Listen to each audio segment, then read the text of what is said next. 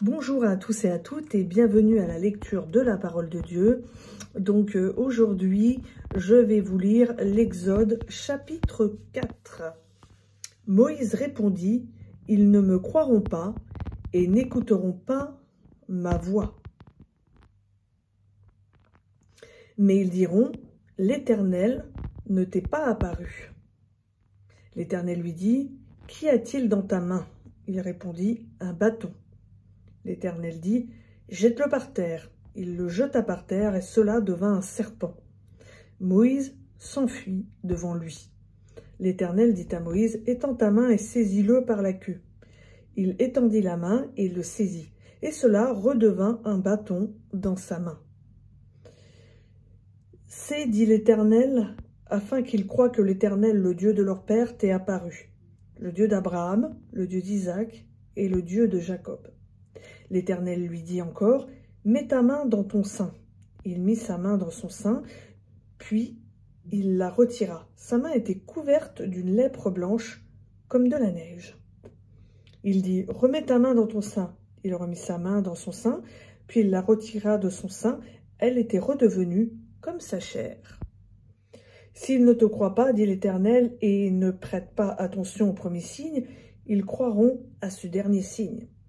S'ils ne croient pas même à ces deux signes et n'écoutent pas ta voix, tu prendras de l'eau du Nil, tu la répandras sur la terre sèche, et l'eau que tu auras prise du Nil deviendra du sang sur la terre sèche. » Moïse dit à l'Éternel, « Ah Seigneur, moi je ne suis pas un homme qui ait la parole facile, et ce n'est ni d'hier, ni même d'avant-hier, ni même depuis que tu parles à ton serviteur, car moi, j'ai la bouche et la langue pesante. » L'Éternel lui dit, « Qui a donné une bouche à l'être humain?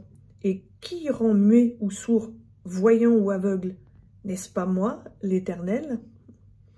Va donc maintenant, c'est moi qui suis avec ta bouche, et je t'enseignerai ce que tu auras à dire. » Moïse dit, « Ah, Seigneur, envoie qui tu voudras envoyer. » Alors la colère de l'Éternel s'enflamma contre Moïse, et il dit, « N'y a-t-il pas ton frère Aaron, le Lévite?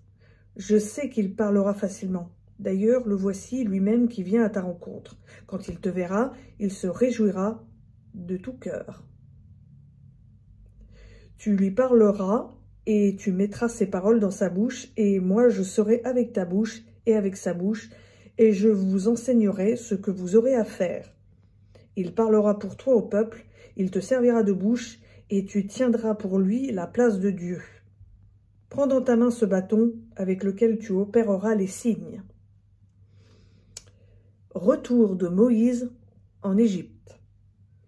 Moïse s'en alla et de retour auprès de Jéthro, son beau-père, il lui dit, « Je vais aller rejoindre mes frères qui sont en Égypte et voir s'ils sont encore vivants. » Jéthro dit à Moïse, « Va en paix. » L'Éternel dit à Moïse, en Madian, « Va, retourne en Égypte, car ils sont morts, tous ceux qui en voulaient à ta vie. » Moïse prit sa femme et ses fils, les fit monter sur des ânes et retourna dans le pays d'Égypte.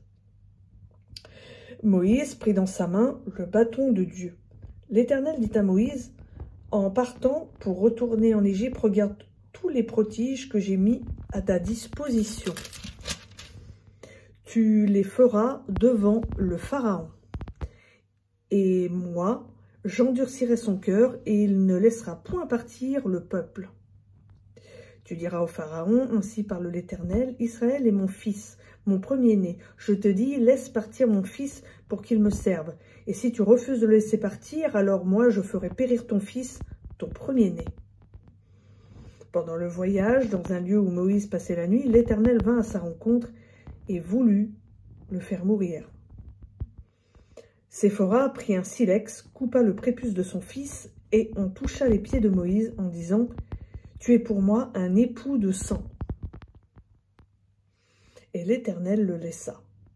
C'est alors qu'elle dit, « Époux de sang, à cause de la circoncision. »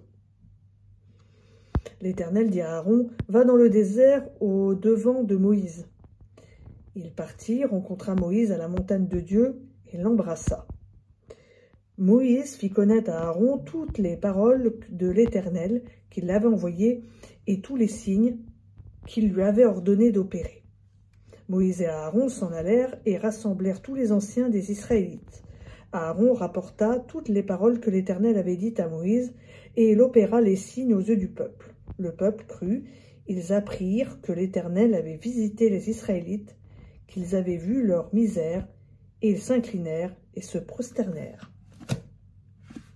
Alors voilà, c'était l'Exode, Exode chapitre 4.